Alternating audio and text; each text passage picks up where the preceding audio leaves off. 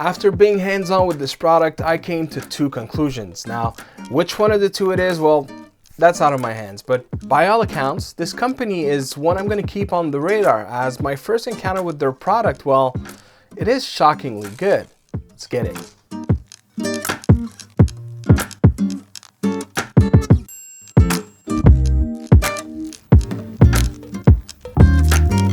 First, I'd like to thank EasySMX for reaching out and providing the product for this review, for which I have full editorial control. They did request for their brand name to be mentioned, EasySMX, and for the product name, the Bayard 9124, to be mentioned as well. Everything else is subject to my own tests, and they are well aware that this product may receive positive and/or constructive criticism. In other words, I'm not holding any punches. Either it is off to a great start and they are on a mission to print its brand on our subconscious minds by delivering a great product, or conclusion number two, you guys already know this brand and I'm the one who's been blind to it all. If it is, my apologies, as I am now into the light. These guys might just be the real deal, and boy have I had bad experiences with third-party controllers, and very few household names capture my attention. So as of late, it's been GoalyKit, and as far as recent history takes me, names like Pare, Hori, and 8BitDo automatically comes to mind. But EasySMX is one I had never heard of before, so here I was getting an email from this company, and I'll be honest, my first thought was, nah, it's just another cheap controller, I'm not gonna bother. So what makes it that I am here now talking about it? Well, straight up, it's the fact that it has 4 paddles in the back. That alone caught my attention. So I decided to give this eccentric looking guy a go. Let's talk specs. First, you'll find 3 different options: black, white, or dragon, which is the one that I have. The box has a 4th model, but the website doesn't list it. Maybe they scrapped that one, or it was a low production model. I don't know. Besides the 4 paddles, which we'll get into shortly, we have a full array of buttons from modern times controllers, 2 clickable sticks and asymmetrical arrangement, a D-pad, ABXY, select start, accompanied by the recent addition, namely the media, also known as screenshot button, and the home button. Hidden amongst these 4s is a turbo button, which is cleverly designed onto the onboard memory. We'll get back to it a little later. L1 and R1 are present, and L2 and R2 are linear and or analog, meaning that they offer gradual inputs when available, such as racing games. And we come full circle with our 4 programmable buttons at the back.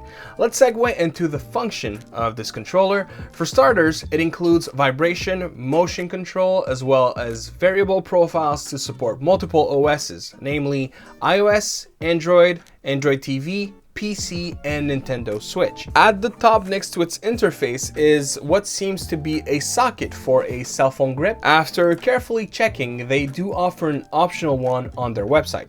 Nice. Talking interface is a Type-C, allowing the controller to be used in wired mode as a spoofed Xbox 360 controller, but of course it also serves as the charging port of the 600 milliamp battery. It takes about 2.5 hours for a full charge and will give you approximately 10 hours of game time when using wireless modes such as Bluetooth 5.0. On to the serious stuff. First, the comfort. Controller ergonomics have been so studied over the years that they look more and more similar nowadays than they ever have before.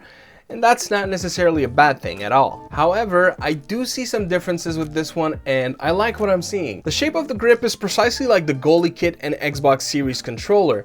The Bayard 9124 stands out by keeping the rugged feel on the entire tip's radius, which I find gives an increased hold, especially from the ring and pinky finger. A nice touch really, but past that, the other obvious difference is how wider it is at the top of the controller, really making it so that the tip of my fingers will be more active at operating shoulder buttons than the middle phalanges.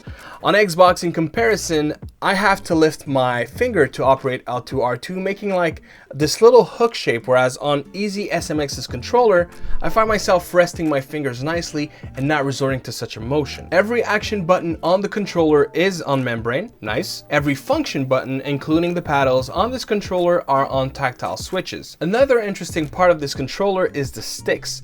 First, they have this infinity ridge on the skirt, but also, which is a first for me, they are not concave nor convex. These sticks are flat. This works much better than I thought it would. It sure is different, and quite frankly, it's very pleasant. I'd love to see other manufacturers try something bold like that.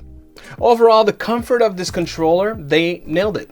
Even the heft, it's not Xbox heavy, but this doesn't feel cheap at all. It's familiar enough, but the nuances elevate this device rather than pulling it down. Now, they are not Hall sensors though, but I do prefer the tension and overall feel of the Bayard as well. Mind you, I'd still be curious to see a future model with that specific change. But at the current price that it is, I also don't mind having to replace it in 2 years if need be. Let's talk D-pad. It has a center pivot which, just like Mariana's Trench, this thing goes deep.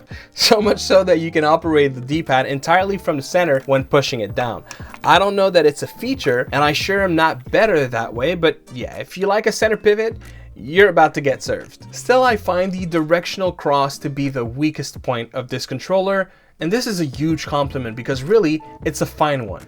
It's better than goalie kits, not as good as 8BitDo's, yet very close, and not as good as Series controllers D-pad, but considerably better than the Switch Pro. In fact, that D-pad is very reminiscent of what you'd find on Xbox One controllers. It has that sync around it, though it's hard to see on this color. It greatly helps for Hadoukens and Shoryukens, which was a near 100% success rate. I'd be willing to blame the ones I didn't pull on user error. As far as hardware goes, this controller is a well thought out product. And other than the D-pad, there's hardly anything I can fault it for. That's not to say that nothing could be improved, but I do commend EasySMX as the liberties they took designing this Bayard 9124 sure paid off. I'm not saying this lightly.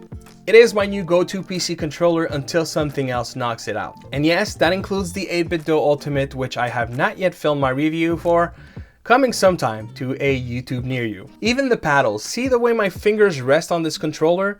My middle finger sits perfectly tucked in the groove that exists between both paddles. This helps two things: prevents accidental pushes and gives me ease of reach when I'm ready. I'll say this much though. M3 and M4, aka the outer paddles, are easier to push and can be used as reactive type buttons. M1 and M2, the inner ones, really have to be intentional as they require more force to actuate. That's something I'd personally want to see improved, though some people may actually like it for this exact reason. Let's fire up our controller. We have 3 modes as per the instruction manual. Hold X plus home for switch connection, aka spoofed as a Switch Pro controller. By the way, hold Y plus home activates this mode as well. It is perfectly compatible with PC, just know that you'll have the Nintendo layout, meaning that your A and B will be swapped, same for your X and Y, and your L2, R2 will not be analogs. With this mode, gyro does work on PC as it does on Switch. Using Joy-Shock Mapper, I was able to confirm the motion was registered. I was also able to wake the Switch from sleep. Hold B plus home for Android connection with seemingly no particular spoofs. Honestly, this mode was inconsistent. Some games responded well and some didn't, so it's very much a trial and error kind of thing. Hold A plus home for a spoofed Xbox 360 controller, which worked flawlessly across every device other than Switch. Of course, gyro is not available in this mode. Now, unfortunately, as I did not receive the dongle with this controller, I wasn't able to test 2.4 GHz performance. However, seeing how inexpensive it is when buying it, I would still recommend picking the controller with the dongle, as you never know. The good news is, throughout my tests with Bluetooth, I experienced not a single drop, no abnormal latency issues, and it was effectively on par with any other best-in-class experiences I've had. The controller feels in no way sluggish compared to the Pro controller on Switch, nor does it do on PC versus a Series controller or DualSense one. Of course, your mileage may vary based on radio frequencies in your environment. For the last part of this review, let's cover all hidden features of this controller. First is light management. I have not yet mentioned, but your face buttons, A, B, X, Y, are backlit, a feature I find quite nice actually. You can dim or shut the light. To do this, you hold L2, R2, R3, and D-pad up or D-pad down to the crease. Earlier, I mentioned a secret turbo button. Check this out. By pushing R3 and screenshot at the same time, the function changes from one to another. While it's a clever way of not overburdening the face of the controller, I do wish there was a small light indicator to inform us of the mode we are on. Think caps lock on a keyboard. Anyway, once in turbo mode, we have two more features this enables: an actual turbo function and changing vibration intensity. The turbo is like other controllers I've personally seen with this function. Turbo plus selected key means it will turbo when held. Turbo plus selected key a second time will hold the value for you without requiring actuation, and turbo plus selected key will cancel the function altogether on the third time. You can activate the turbo in more than one keys at once should you wish, and for rumble motor, simply hold the turbo key and D-pad up or D-pad down. When changing the intensity, the center line will actually show you what degree you're on. And finally, our infamous paddles can be configured in one of two ways.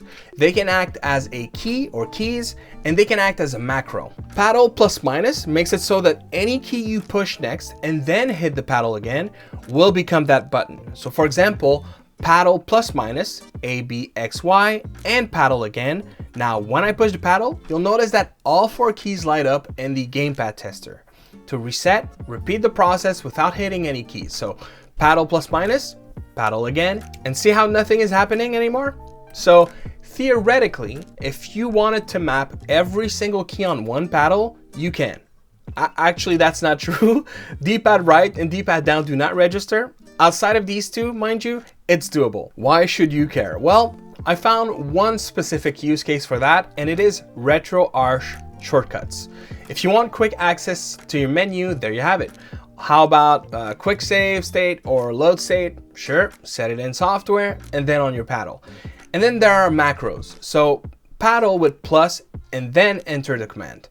By the way, it does take into account the time between keys. Say I want to record a Hadouken. I have to enter the macro as such. But here's what is even more interesting. Say you want to record yourself building on Minecraft. Yep, macros record your sticks as well. Quite frankly, that is king tier in terms of on-the-fly macro. I don't think I've ever seen anything better at this point. The manual doesn't say what the limit is, but I was able to do 35 seconds with 35 inputs, one each second, with keys being held for different lengths. Everything was flawlessly captured. The only way I was able to break this feature is with my world tier fast typing capabilities.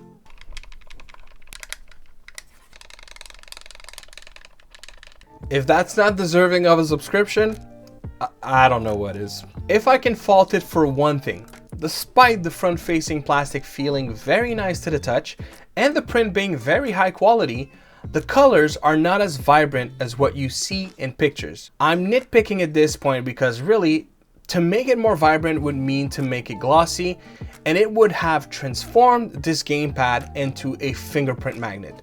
Seeing as this thing is fingerprint proof, another positive in fact, I'll take the trade-off any day. I was ready to drag this thing through the mud, and surely I expected to find a thing or two to like about the Bayard 9124, but never did I expect to have it compete for my top spot and to snatch the champion belt. Yet here we are. If I had one, I'd smack a seal of approval on this controller, as I strongly recommend it. Fear not, as EasySMX provided me with a nice special code for everyone to get an extra discount on their website, which I'll put on the screen right about now. Guys, this controller sells for $35 US or $37 US with their dongle on their website. And last I checked, it's even cheaper when ordered from Amazon and has a bundle with the grip.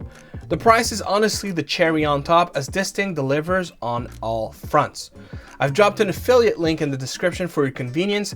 Using it does not cost you extra, but it does help the channel to keep on producing content for everyone out there. EasySMX, seeing as you clearly know how to make a product, I invite you to make a telescopic controller. With so many Android phone owners in the world, this could be another way to propel your brand into consumers' minds. But until then, guys, here's a video of a pretty reputable telescopic controller that you can watch if you enjoyed this review. Peace.